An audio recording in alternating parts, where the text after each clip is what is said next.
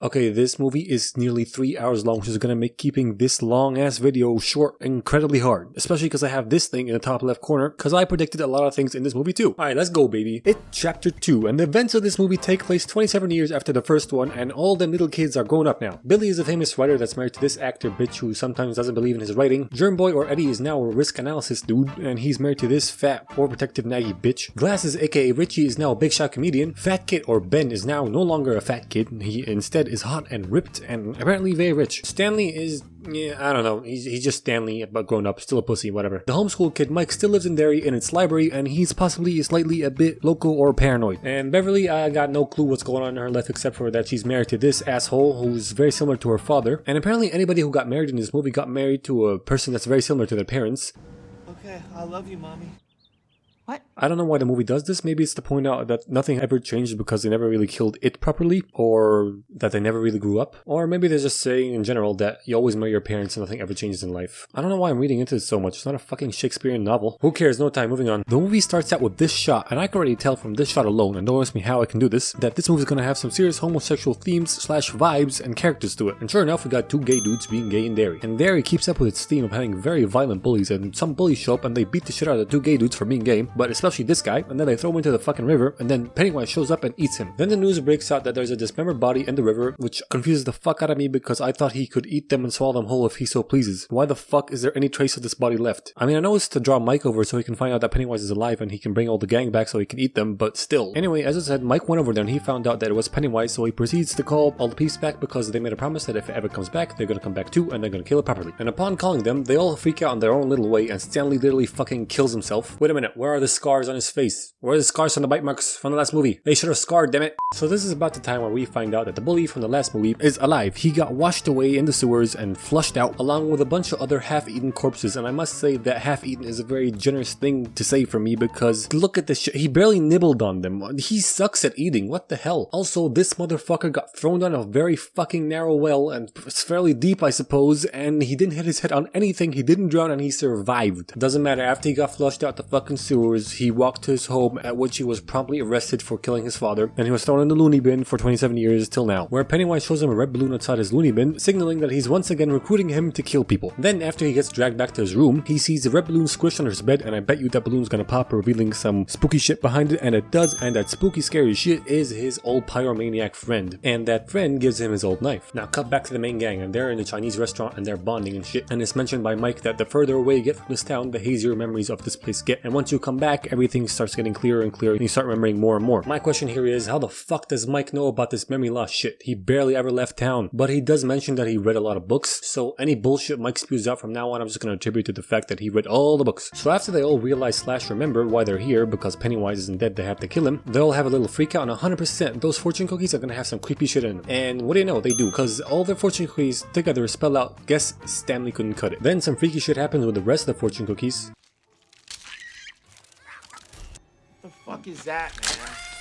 Exactly, what the fuck is that? So they all leave the restaurant and they call Stanley's wife and they find out that he committed Sudoku, and then they all collectively decide to get the fuck out of there, but Mike stops Bill to convince him that he has a way to kill it. And then we cut to it devouring a little girl. And I could have totally left this part out because it's completely unimportant to the story and helps it in no way, shape or form, but I really wanted to comment on this dumbass hoe of a mother that didn't notice her child leaving her side. Fucking bland bitch. Now cut back to Mike and Bill, and Mike is like, yo dude, I did all the drugs, I read all the books, I saw the Native American dudes and they showed me how to kill it, and they showed me how it started, and showed me everything, just let me show you. Then he drugs Bill with the same drugs that the Native American chakra dudes, that's a name chakra, gave him so he can visualize the shit they explained to him. Now, I'm gonna try and explain the shit to you, which is a momentous task because I have no idea what the fuck I just saw. So 3 big lights come from sky long time ago. 3 big lights turn into creature. Creature eat people, and that's what I got really. But that's not important. What is important is the ritual of Chud, which is the ritual they're going to use to defeat Pennywise. And to perform said ritual of Chud, they must all get their artifacts. What are their artifacts? Their artifacts are the things they were attached to the most the time they first defeated Pennywise. They must go to the 3 dead lights, the 3 big lights that came from the sky, they're called the dead lights. They put the box down, they put the shit in the box, they burn the shit in the box, then they chant some shit, and then the lights go into the box and they close the box, and then supposedly they have defeated Pennywise. At least that's how the chakra people explained it to Mike. So Mike and Bill go back to the gang and Bill explains to the gang that what he saw was real and it's possible and they can kill it. So they're just like, hey, why don't we wait this cycle out till he goes back to sleep and then we wait another 27 years and just rinse and repeat, what's the problem? Turns out they can't do that because Beverly dreamt of Stanley dying the way he did, and she also dreamt of them all dying before, and if they do try and keep postponing this, they will not even last another 20 years. And she's the only one dreaming of this stuff because she's the only one that saw the deadlights when they were kids. So they go over to an underground clubhouse that Ben built in the woods when they were kids, and they go get Stanley's artifact, which is a shower cap, because he didn't want them to get shit in their hair when they were sitting down there. Then they all split up to get their own artifacts, and Beverly goes to her old home and takes the poem that Ben wrote for her when they were kids out of a secret hole in the wall, and that is her artifact. And then she gets attacked by Pennywise in the form of this titty swinging grandma, but she escapes. Then Richie goes to an old abandoned arcade and he gets his artifact, which is an old arcade coin slot machine thing, you know. And then he has flashbacks from when he was a kid and he was playing there. And wait a minute.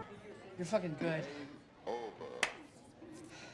Hey, how about we go again? Is the movie hinting that Richie's gay? You assholes didn't tell me your town is full of little fairies. Oh my god, it is. I'm gonna give myself another point for that. I was really on the money with that gay prediction from earlier. Anyway, Pennywise scares him in the park and he gets away too. Now it's Billy's turn. After buying his old bike from a pawn shop or something at a ridiculous price, he rides over to a storm drain and drops his bike in the middle of the fucking road. Like, dude, seriously, you're walking over to the curb. Why can't you park it there? What the fuck is wrong with you? This is a road for cars and shit. What's wrong with people in these movies dropping their bikes in the middle of fucking road? Whatever, Billy talks to Pennywise through the storm drain. He gets the boat that he made for his brother back after almost getting sucked in by a gajillion arms. Then Ben goes back to their old school and he relives a scary moment that he had as a kid when Pennywise chased him through the halls of the school and he hid in his locker, and that is a fucking scary guy shows up behind you moment if I've ever seen one.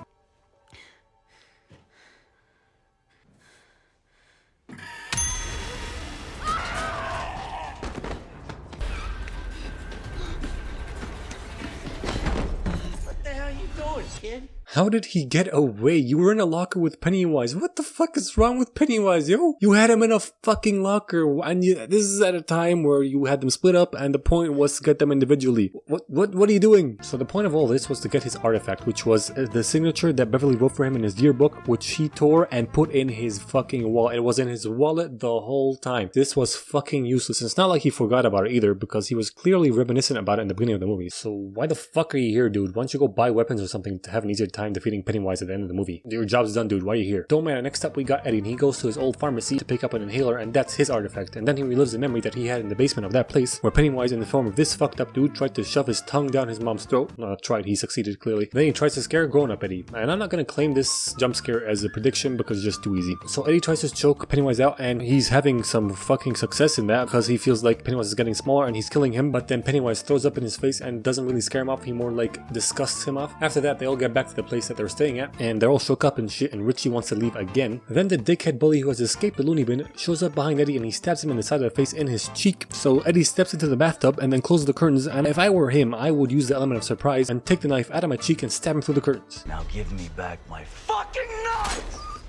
Holy shit, he actually did it. Also, the bully doesn't die from this. He gets stabbed in the fucking chest and he just jogs away like, I'm fine, my insanity's keeping me alive, yee! Anyway, this was happening upstairs, but downstairs Billy finds out that Pennywise is planning to kill the kid that now lives in his old house at the carnival. So he rushes over there to save him, and maybe, just maybe, if you use your car instead of your old ass bike, you would have made it in time to save the kid. Yeah, spoiler alert, the kid dies. I know I'm saying spoiler alert. This entire video is a spoiler alert. Now cut to Mike in the library and he gets attacked by the dickhead bully, but then Richie shows up and he axes him a question. Get it? Because the axe in his head. Then the rest of the gang shows up and they find out that Bill is fed up and he wants to go and kill Pennywise alone. And they're like, nah. So they go and catch up to him at the well house, and they enter the well house and the usual Pennywise mindfuckery happens where severed heads turn into spiders and he tries to write what seems like an entire fucking novel on Ben's stomach. But they somehow avert all of that and they go down to where they previously defeated Pennywise, which is a bit flooded right now, and Beverly hears something in the water and she's gonna get dragged into the water, right?